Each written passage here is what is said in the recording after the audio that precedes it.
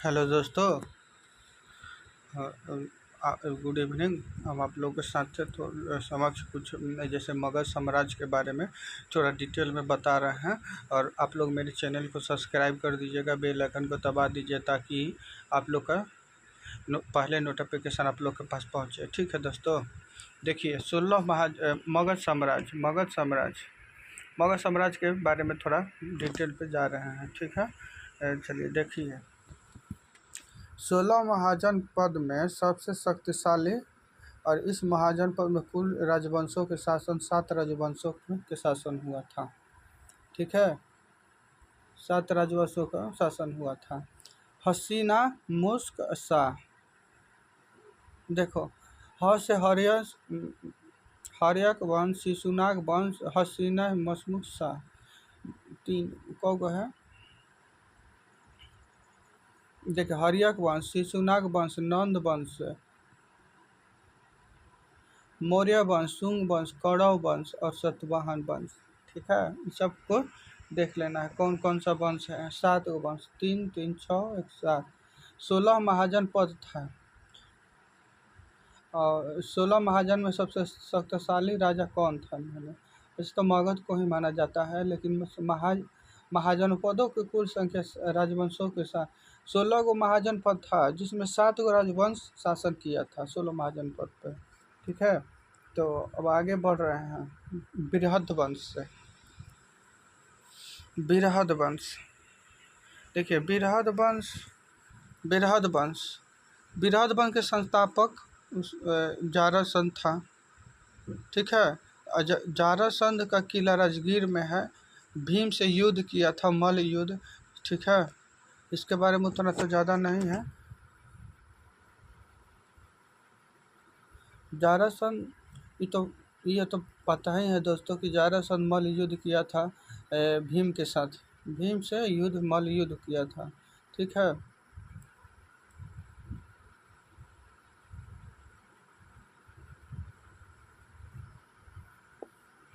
अब हर्यक वंश के बारे में थोड़ा बताएं। हर्यक वंश के संस्थापक बिंबिसार थे।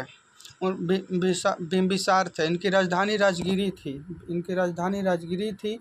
विस्तार वैवाहिक संबंध था इसका। अपने राजधानी में जो अपने विस्तार कहाँ कैसे करते थे? वैवाहिक संबंध से। जिस राजा से युद्ध करते उनके घर के लड़की या औरत से शादी कर लेते थे। और इनका था बिंबिसार के समय में प्रथम बौद्ध संगति हुई थी। इसके वैशाली राजवैद्य जीवित था। इनका बेटा अजातशत्रु था, शासक 12 वर्ष तक किए थे। इसका बिंबिसार का हत्या इनके बेटा अजातशत्रु ने किया था। इनका ठीक है, संस्थापक ही बिंबिसार को ही माना जाता है। ठीक है दोस्तों, थोड़ा सा इसमें नोट है। बिंबिसार ने अपने राजवैद्य जीवक को अवंती के राजा चंडप्रद्योत को इलाज के लिए भेजा था और महात्मा बुद्ध की सेवा में जीवक को भेजा था। ये इतना पॉइंट आप लोग को याद रखना है। ठीक है,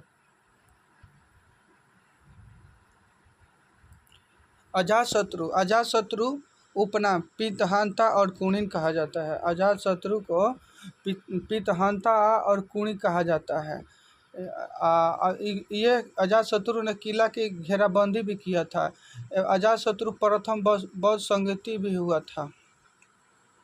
इसका आक्रमणकारी वैशाली में हुआ था। गुप्तचर वर्षाकार था।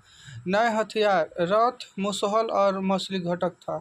माने कि रथ पर बैठ के युद्ध करना सब। इसका रणनीति का था, वैवाहिक था। माने कि जिस एरिया में जाता था, जैसे कि जिस प्रजा की ओर जाता था तो वहाँ के लड़की से और लड़की और औरत से शादी कर लेता था। इसका बेटा उदयन था। ये शासक किया था कितने वर्ष तक? 12 वर्ष तक। इसकी हत्या कौन किया? अजातशत्रु का इनका बेटा उदयन ने किया था दोस्तों। ठीक है, उदयन राजा ने अपना राजधानी पाटलिपुत्र बनाया। बेटा नागदशक था। ठीक है, उतना कोई विवरण तो नहीं है। चलिए, नागदशक था अयोग्य शासक था। मैंने मैंने कि नाग दर्शक आपसे पूछेगा कैसा शासक था, तो अयोग्य शासक था, कोई काम का नहीं था। इसका सेनापति शिशुनाग था, इनका हत्या शिशुनाग ने किया। ना आपसे पूछेगा नाग दर्शक कैसा शासक था, अयोग्य शासक था, इनका सेनापति शिशुनाग था, इनके हत्या शिशुनाग ने किया। नोट: हर्यक वंश का अंतिम शासक नाग दर्शक था। हर्यक वंश का अंतिम शासक नाग दर्शक था। ठीक है। चलिए शिशुनाग वंश की जैसे कि शिशुनाग वंश की, तो शिशुनाग इनकी राजधानी पाटलिपुत्र थी। शिशुनाग की राजधानी पाटलिपुत्र थी। शिशुनाग इसका संस्थापक शिशुनाग थे। उत्तराधिकारी कालाशोक बना। कालाशोक राजधानी अपना वैशाली लाया। या कालाशोक के शासनकाल में दूसरा बौद्ध संगीति हुआ था। ठीक है, दूसरा बौद्ध संगीति हुआ था।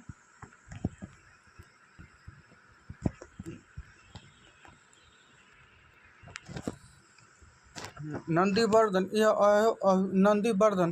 अयोग्य शासक था। सेनापति महापद्मानंद, हत्या महाघानानंद।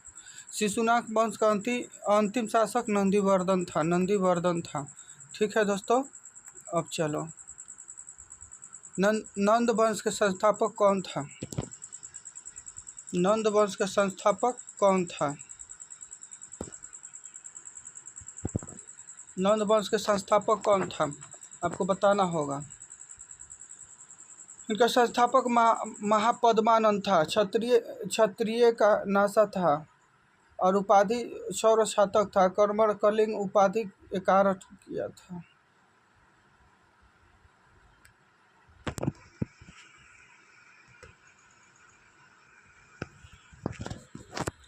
घानानंद अयोग्य शासक था। नहर का निर्माण कलिंग से कराया। अंतिम शासक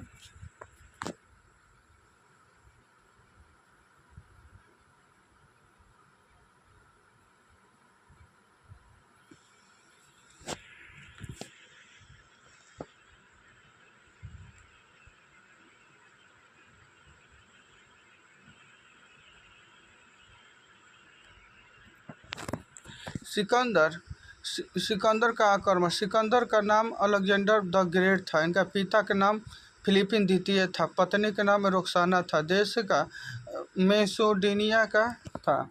परिभाषी भाषा मकदूनिया था। ठीक है, मकदूनिया था। ये नौसेना प्रमुख था। इनके नौसेना का प्रमुख निराकस था। जल सेना का प्रमुख सेल्यूकस निकेटर था। मृत्यु 323 ईस्वी बेबीलोन में हुआ। सिकंदर, देखिए दोस्तों, सिकंदर का थोड़ा आक्रमण पर बता रहे हैं। जैसे कि सिकंदर का नाम अलेक्जेंडर द ग्रेट था। इनके पिता का नाम फिलिपिन द्वितीय था। पत्नी का नाम था रोक्साना था। देश का मेसिडोनिया था। फ्रांसीसी भाषा मकदूनिया था। नौसेना प्रमुख निराकस था। जल सेना का प्रमुख सेल्यूकस निकेटर था। मृत्यु 323 ईस्वी में हुआ था। बेबीलोन में हुआ था। ठीक है दोस्तों,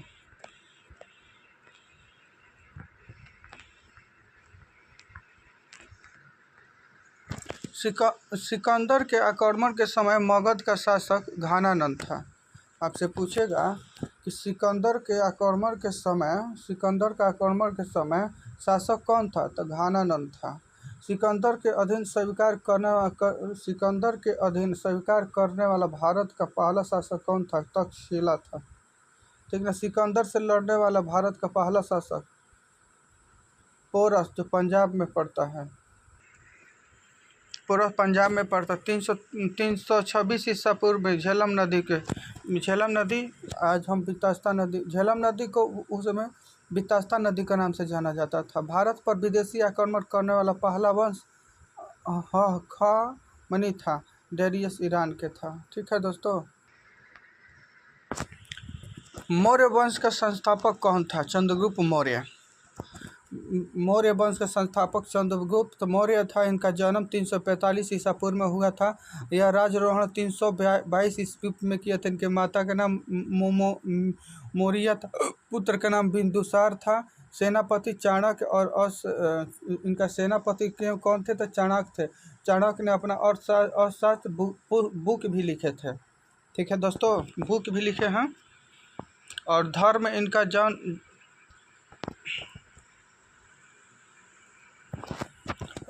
धर्म इनका जैन धर्म था। धर्म इनका जैन धर्म था। अच्छा, इनका विवाह हेलेना से हुआ था।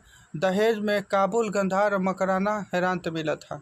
इनको जब विवाह हेलेना से हुआ था तो इनको दहेज में काबुल, कंधार और मकराना हेतु मिला था। उपहार में 500 हाथियाँ और सेल्यूकस निकेटर को दूत मेगास्थनीस 500 इनको उपहार में 500 हाथी मिला था, जिनका इनका सेल्यूकस निकेटर इनका दूत था। और इनके मेगास्थनीस नामक इंडिका लिखा। और मेगास्थनीस सेल्यूकस निकेटर का जो दूत था मेगास्थनी, वह इंडिका नामक पुस्तक भी लिखा था दोस्तों। देखिए, इनके तो उपहार में 500 हाथी मिली। और सेल्यूकस निकेटर का जो दूत था मेगास्थनीज, तो वह मेगास्थनीज ने अपनी पुस्तक इंडिका भी लिखी है। और इंडिका लिखी है। चंद्रगुप्त मौर्य को सेंडोक्रोस्टस भी कहा जाता है या विलियम जोन्स कहा जाता है। चंद्रगुप्त मौर्य ने सुदर्शन झील के भी निर्माण करवाए थे। और इनकी मृत्यु 298 ईस्वी में सनवर बेलगोला में हो गया। और सनवर बेलगोला कहाँ पड़ता है? तो कर्नाटक में पड़ता है। ठीक है, कर्नाटक में पड़ता है। और इनकी मृत्यु कैसे हुई थी? संलेखना विधि से हुई थी दोस्तों।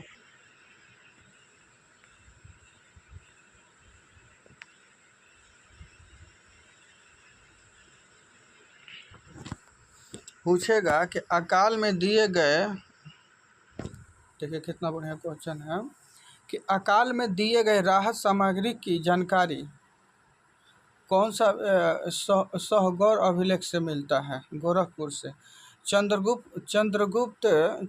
चंद्रगुप्त मौर्य का पश्चिमी विस्तार की जानकारी हमें कहाँ से मिलती है? जूनागढ़ अभिलेख। इससे हम रुद्रदामन के भी नाम से जानते हैं। चंद्रगुप्त मौर्य के पूर्वी विस्तार की जानकारी चंद्रगुप्त मौर्य चंद्रगुप्त का मौर्य वंश का विस्तार की जानकारी हमें महास्थान बंगाल से मिलता है। भारत का मयूखी कौटिल्य या चाणक्य अर्थशास्त्र है।